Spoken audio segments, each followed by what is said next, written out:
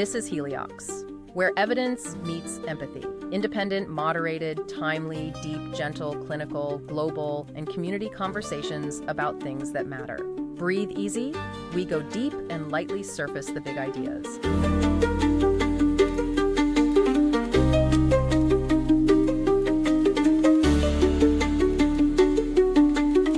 Ever find yourself kind of struggling with this question of what really makes life meaningful? Oh, absolutely. Like, we work and we strive, we try to be happy, but sometimes it feels like we're missing something, like something really basic. It's a pretty fundamental question, isn't it? I mean, it's one that philosophy grapples with constantly. Like, what is our purpose? Where do we fit in? What does it all mean? Yeah. You know, the big stuff. And the big stuff. And in this deep dive, we're actually going to tackle those big questions, meaning happiness, even self-awareness. But get this, through looking at dogs. Dogs. Yep, dogs. Yeah. We're diving into The Word of Dog by Mark Rollins.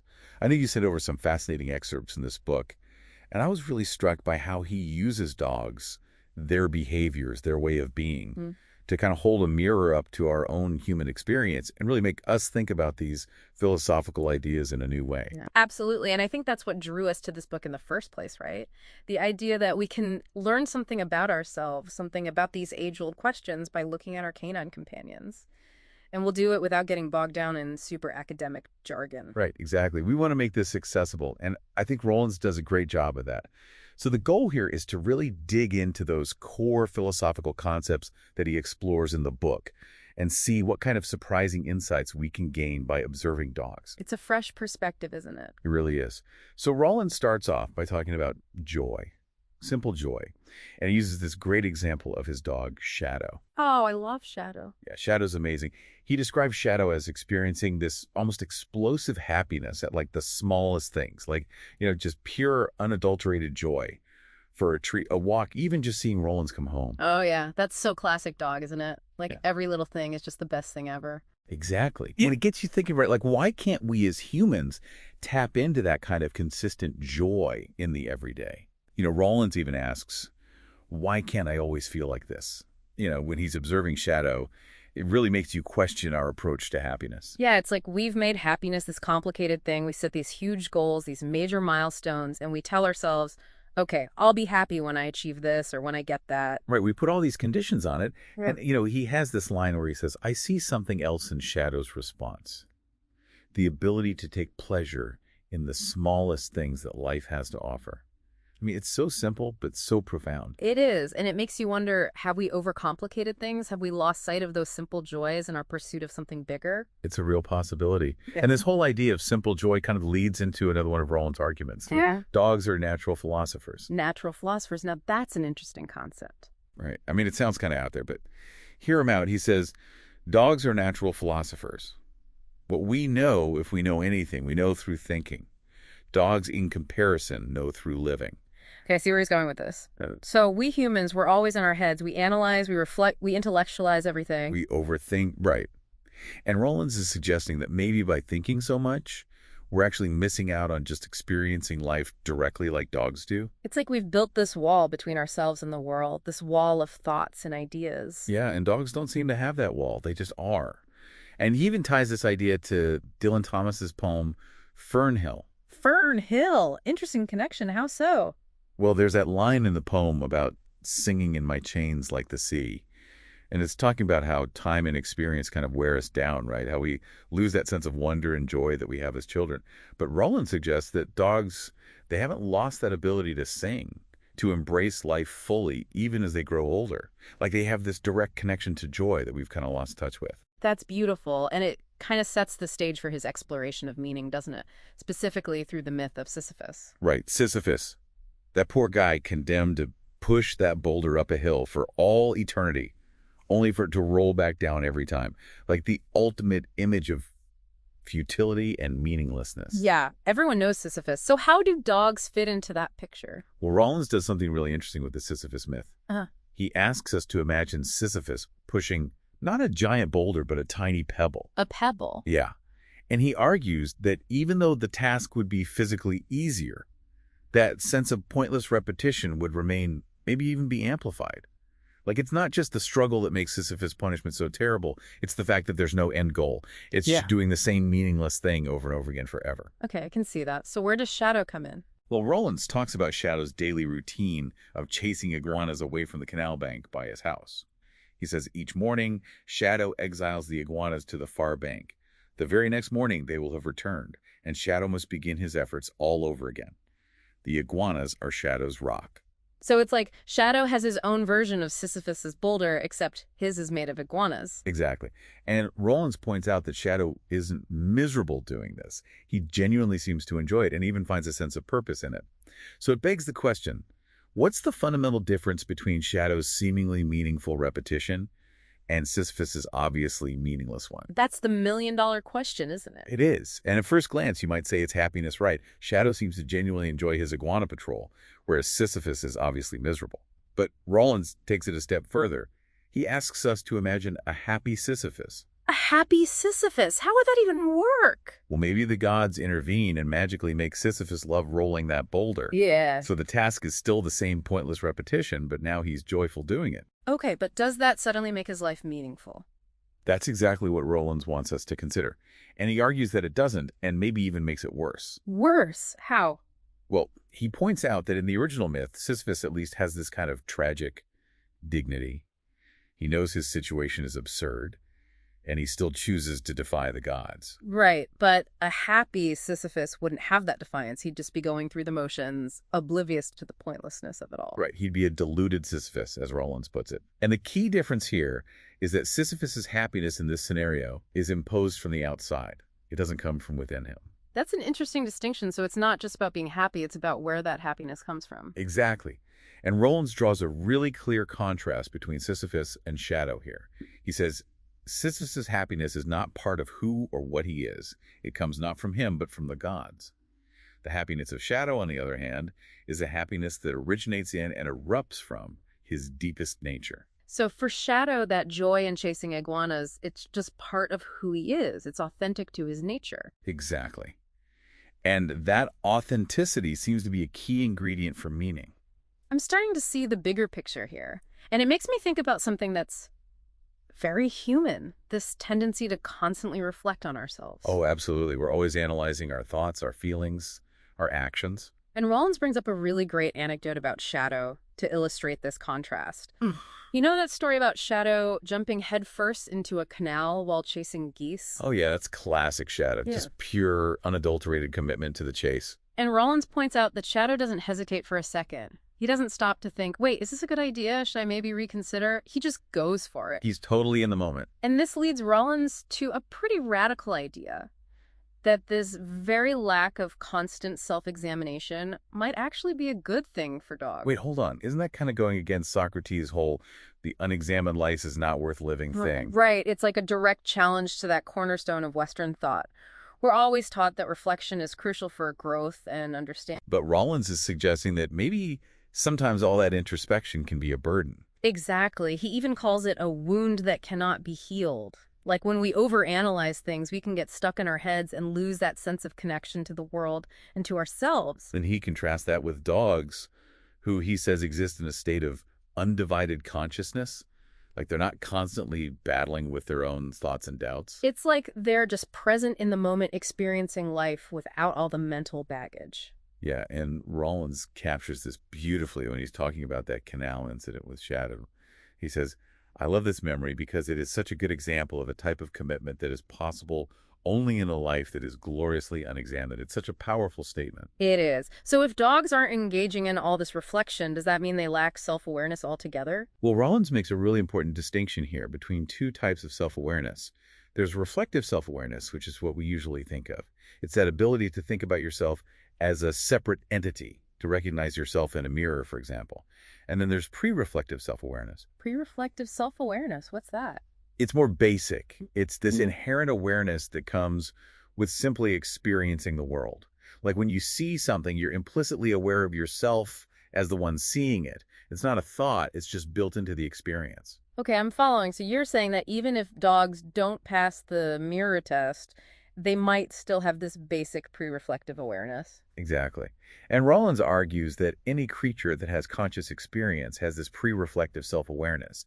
He says any creature that has conscious visual experience will be pre-reflectively aware of itself. So even if Shadow doesn't look in a mirror and think, that's me, he's still aware of himself as the subject of his own experiences.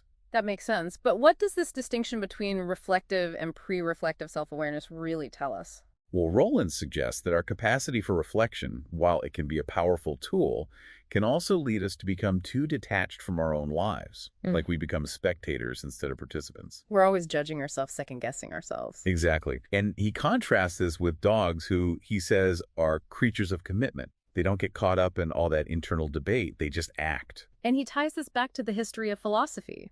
He talks about how this focus on knowledge and doubt has been a central theme in Western thought, from the ancient Greeks all the way to Descartes. Like, it's in our DNA to question everything. It's like we're hardwired for skepticism. And dogs, they don't seem to have that same baggage. They just commit to the moment, to the experience. And that brings us to another fascinating concept, the extended mind. The extended mind. Yeah. Rollins uses the example of Otto, who keeps all his memories and information in a notebook.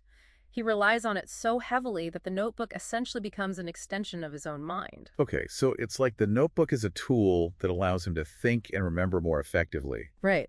And Rollins suggests that dogs do something similar with us humans. With us. Yeah. He says that dogs often treat us as these external information-bearing structures. They kind of outsource some of their cognitive work to us. Like they delegate their thinking to us? Exactly. He calls it delegated cognition. And he gives the example of those studies where dogs are given logical reasoning tasks. If there's a human present who gives even subtle cues, the dogs will often rely on those cues rather than trying to solve the problem themselves. So it's like they've learned that it's easier and more efficient to just use us as a resource. Right. He even connects this to Shadow's weird insistence on having Rollins throw his football without Rollins first taking it from him.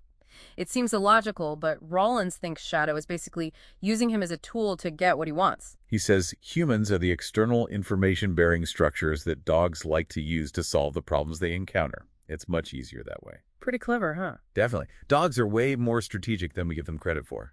Speaking of strategy, this all kind of ties into our human obsession with planning.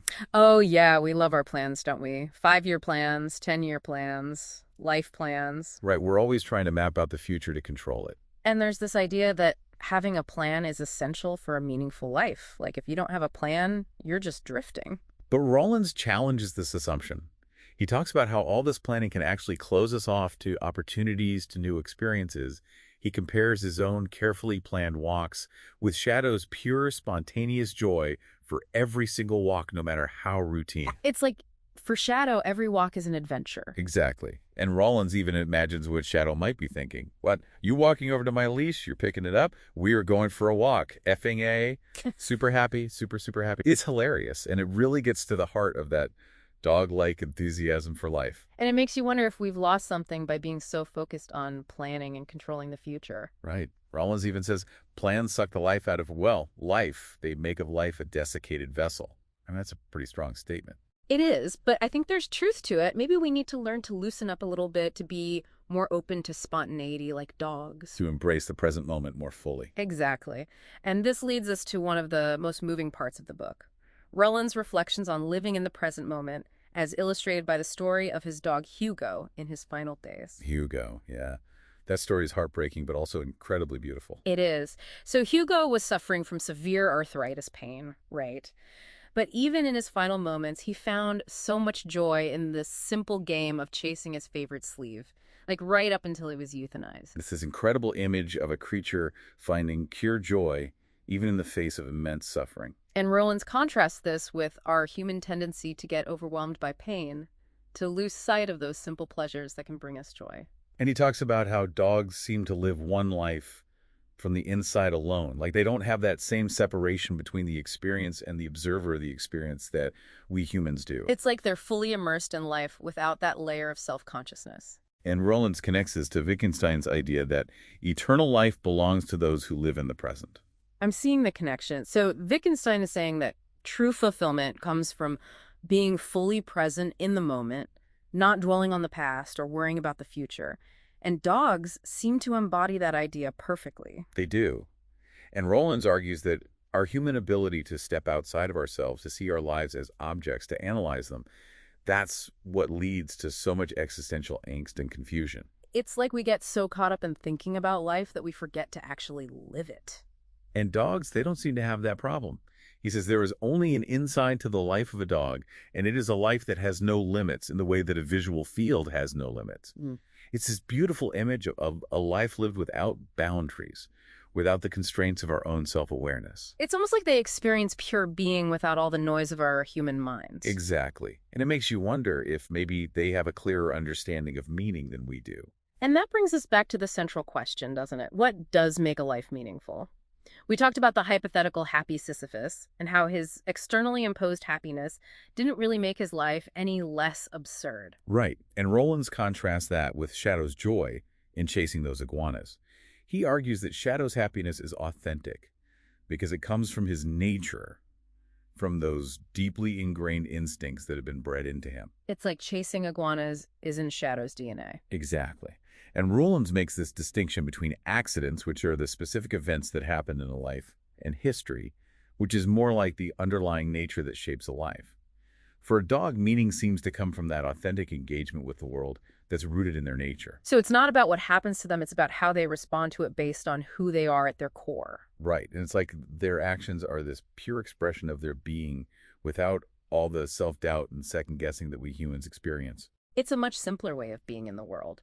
And Rollins concludes that maybe dogs' lives are more meaningful than ours precisely because of this undivided existence and their deep love for their one present life. He states it pretty definitively. But it is part of Shadow's nature to find happiness in chasing iguanas. Shadow's happiness is therefore authentic, and it is this authentic happiness that supplies his life with meaning. Powerful stuff.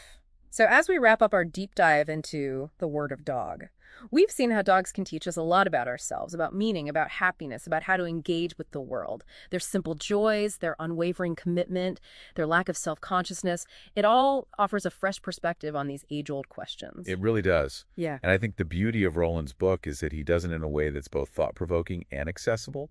He doesn't get lost in academic jargon. He uses stories and anecdotes that really bring these ideas to life. Absolutely. And hopefully this deep dive has given you some new insights, maybe even inspired you to see the world a little differently. So here's a final thought to chew on. What would it look like to bring a little more dog logic into your own life? Maybe it's embracing those simple joys, more fully committing to the present moment, or even just letting go of some of that overthinking that can weigh us down. What are the iguanas in your life that you could chase with a little more unbridled enthusiasm? That's something worth pondering. It is. Thanks for listening today. 4 recurring narratives underlie every episode: boundary dissolution, adaptive complexity, embodied knowledge, and quantum-like uncertainty. These aren't just philosophical musings, but frameworks for understanding our modern world. We hope you continue exploring our other podcasts, responding to the content, and checking out our related articles at helioxpodcast.substack.com.